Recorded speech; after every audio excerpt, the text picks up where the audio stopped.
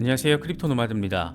요즘 시장의 흐름을 바라보고 있으면 올라도 오르다가 말 것 같아서 걱정, 떨어지면 더 떨어질 것 같아서 걱정, 그런 다소 다층적인 감정을 꽤나 자주 갖게 되는 것 같습니다.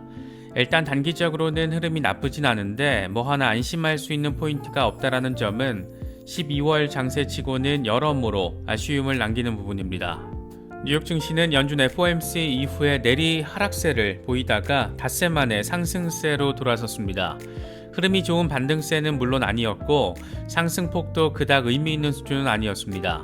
비트코인 역시 딱 증시의 흐름과 비스무리한 양상을 보이고 있는데 일시적으로 17,000달러를 뚫어내긴 했지만 아직 이 구간에 대한 지지에 상당한 어려움을 겪고 있다는 점을 다시금 확인해주고 있습니다.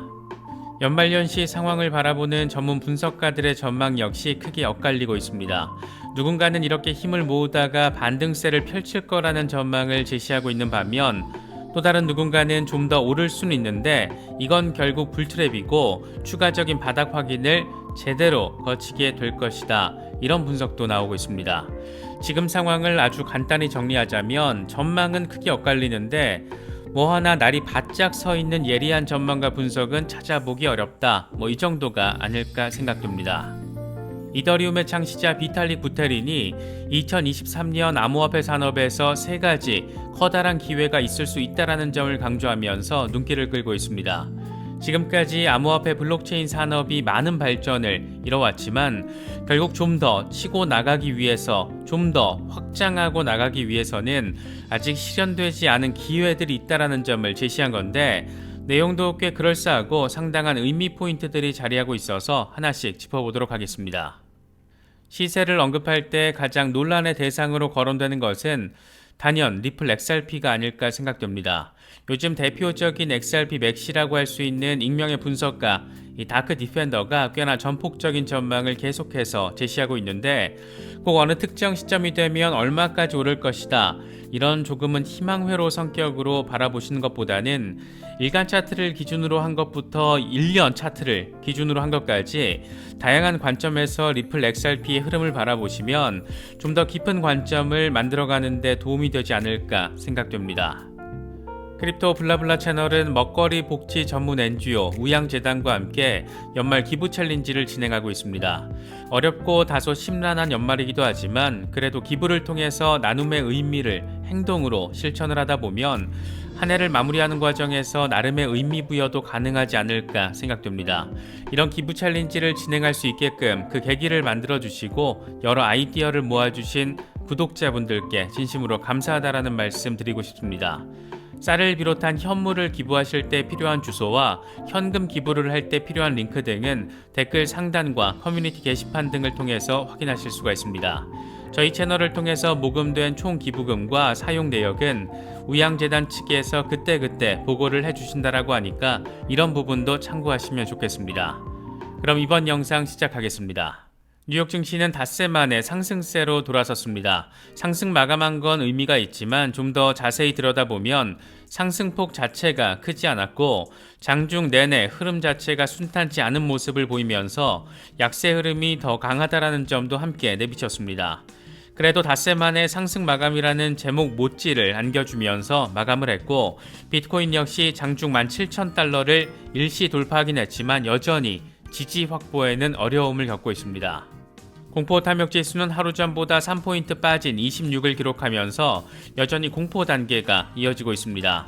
비트코인 도미넌스 역시 별다른 변동성 없이 42% 주변에서 오르내리고 있는 그런 상황입니다.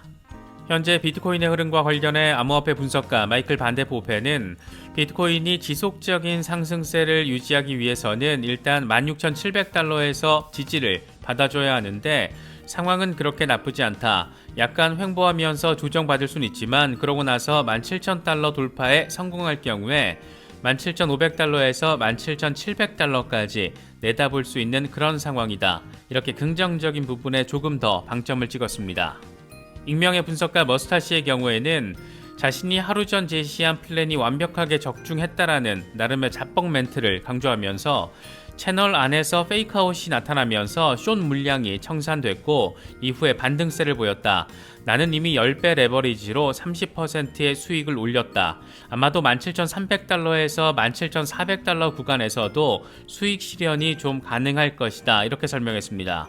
선물 거래를 기준으로 상황 분석을 하긴 했지만 기본적으로는 17,300달러 부근까지 반등이 가능하다라는 점을 설명하고 있다라는 점 확인할 수가 있습니다. 익명의 분석가 맥스의 경우에는 2만 달러 반등 가능성을 제시했습니다. 그는 비트코인이 하강 채널 안에서 움직이면서 가격이 하단 지지라인에서 반등했다. 가격이 아직 채널 중간 지점까지 돌파하진 못했는데 아마도 이 부근에 대한 안도 랠리와 리테스트가 조만간 이루어지지 않을까 기대하고 있다. 이렇게 긍정적인 반등 가능성에 무게를 실었습니다. 차트를 보면 얼추 2만 달러까지는 반등이 이루어질 수 있다는 점을 설명하고 있습니다. 스탁머니 리잘드는 이번에도 재미있는 분석을 제시했는데 바이낸스에서 비트코인 호들러 비율이 완전 저점을 찍었을 때, 그러니까 호들러들까지 털릴 대로 다 털리고 그래도 끝까지 남아있는 호들러 수치가 저점으로 최저점으로 확인됐을 때가 역사적으로 비트코인이 전고점을 찍었을 때였다. 이런 다소 신박한 분석을 제시했습니다. 물론 이게 지금 바닥이어서 시세 고점 가능성을 의미한다라는 건 아니고 지금은 호들러 비율이 상승하고 있어서 반감기까지 조금 더 기다려야 한다라는 점을 강조하고 있는 겁니다. 함께 공유한 차트를 보면 2013년과 2017년 그리고 2021년에도 호들러 비율이 저점을 찍었을 때가 당시 비트코인 가격 고점을 찍었을 때와 거의 동일한 시점이라는 것을 확인할 수가 있습니다.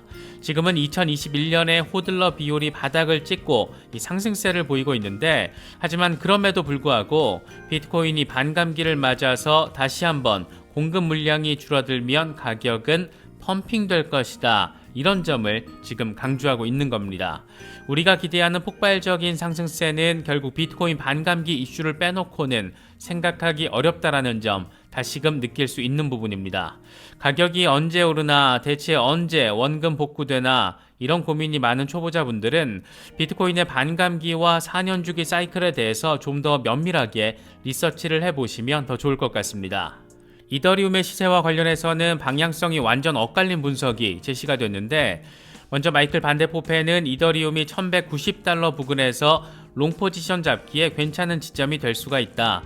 물론 좀 더 확정적일 때까지 기다릴 필요가 있다. 이렇게 설명을 했습니다. 함께 공유한 차트를 보면 1190달러 지지 이후에 1268달러까지 반등할 수 있다는 점이 표시되어 있다는 걸 확인할 수가 있습니다.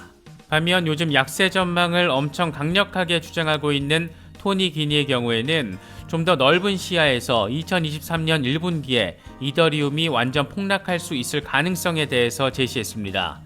이게 지금 주간 차트인데 이더리움이 상단 저항 맞고 지지선으로 떨어질 수 있는 구간이 600달러에서 740달러까지라는 점이 표시가 되어 있습니다. 좀 더 디테일한 분석 근거가 제시되지는 않았지만 차트적으로 이런 기술적 분석이 있다는 점도 참고하시면 좋을 것 같습니다. 이더리움의 창시자 비탈릭 부테린은 2023년 암호화폐 산업에 세 가지 큰 기회가 있을 수 있다는 점을 강조하면서 주목받고 있는데, 모두 이 산업 발전에 있어서 중요한 부분이라 하나씩 짚어보도록 하겠습니다. 그가 언급한 세 가지는 먼저 암호화폐 지갑의 보급, 두 번째로는 인플레이션을 방지하는 스테이블 코인, 마지막으로는 이더리움 기반의 로그인, 이렇게 정리할 수가 있습니다. 먼저 암호화폐 지갑에 대한 보급 확산은 그 자체가 이 사용자 진입이 늘었다는 것을 보여주는 것이어서 이 산업의 확장성을 보여주는 부분입니다.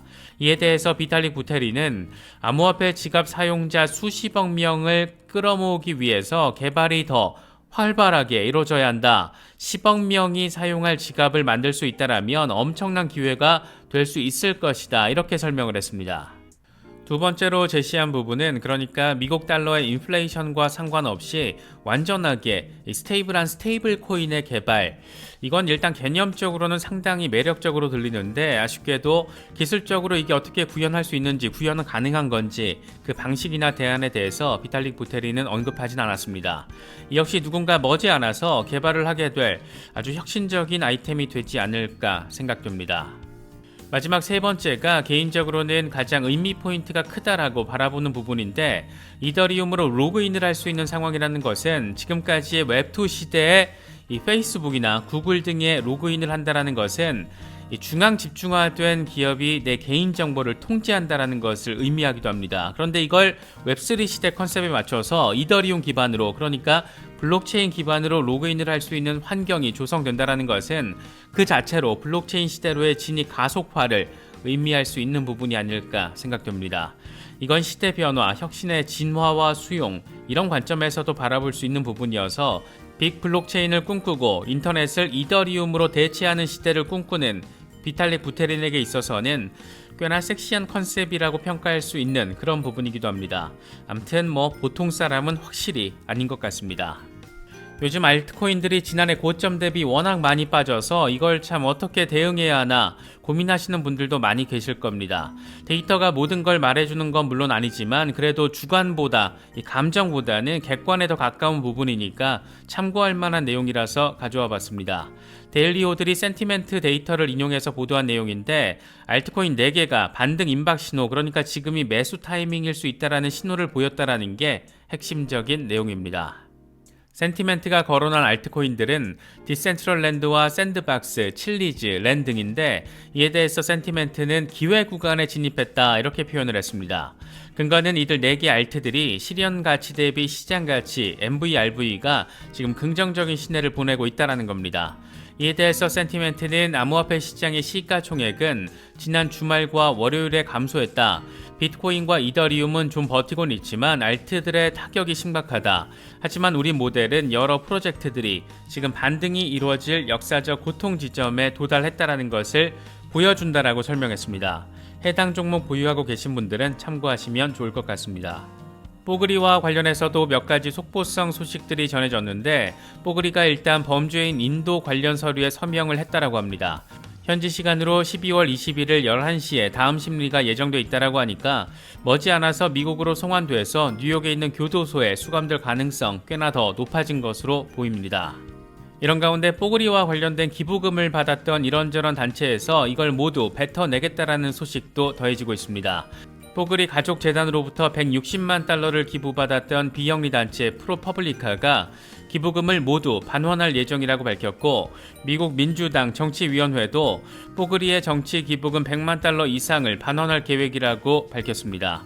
세상이 참 골때리게 돌아가고 있다는 것은 저 철없는 사기꾼이 고객 돈을 어마어마하게 빼돌리고 장난을 치면서 기부 활동하고 정치권까지 움직였다는 점에서 그저 정말 실소만 나오게 되는 것 같습니다. FTX 사태 이후에 셀프 커스터디에 대한 관심이 커졌고, 그래서 개인 지갑에 대한 관심도 역시 자연스럽게 높아졌습니다. 저 역시 일부 장기 홀딩 물량은 디센트 지갑으로 옮겨놓은 상태인데, 저희 채널과 파트너십을 맺고 있는 디센트 월렛이 12월 31일까지 연말 송년 감사제를 진행한다라는 소식을 전해왔습니다. 기존 할인 가격보다 3만원 추가 할인을 제공한다라는 게 핵심적인 내용입니다. 이와 관련해서는 오른쪽 상단의 카드를 클릭하시면 추가 할인이 가능한 구매 링크를 포함해서 더 자세한 내용 파악하실 수가 있습니다. 지갑 사용법, 특정 코인 이체 방법 등과 관련해서는 저희 쪽에 문의를 주시는 것보다는 가장 정확한 답변, 디센트 고객센터를 통해서 확인하실 수가 있습니다. 요즘 리플 XRP 시세와 관련해서 대표적인 XRP 맥시, 다크 디펜더가 이런저런 의미 있는 분석들 제시하고 있습니다. 일간 차트부터 연간 차트까지 다양한 관점이 제시되고 있어서 종합적으로 바라보셔도 좋을 것 같습니다. 먼저 일간 차트를 기준으로는 XRP가 0.33달러의 중요 지지 라인을 기대한 것처럼 잘 지지받아 주고 있다. 지금 XRP는 과매도 구간에 근접해 있기 때문에 우리는 조만간 반등의 기회를 바라볼 수 있을 것이다. 이렇게 긍정적인 전망을 제시했습니다. 이 차트를 올린 뒤에 이미 XRP는 4% 수준의 반등세를 확인해주고 있습니다. 그는 또 연간 차트를 기준으로도 아주 전폭적인 전망을 제시했는데, 이 차트에서 지금 캔들 하나가 1년 상황을 의미합니다.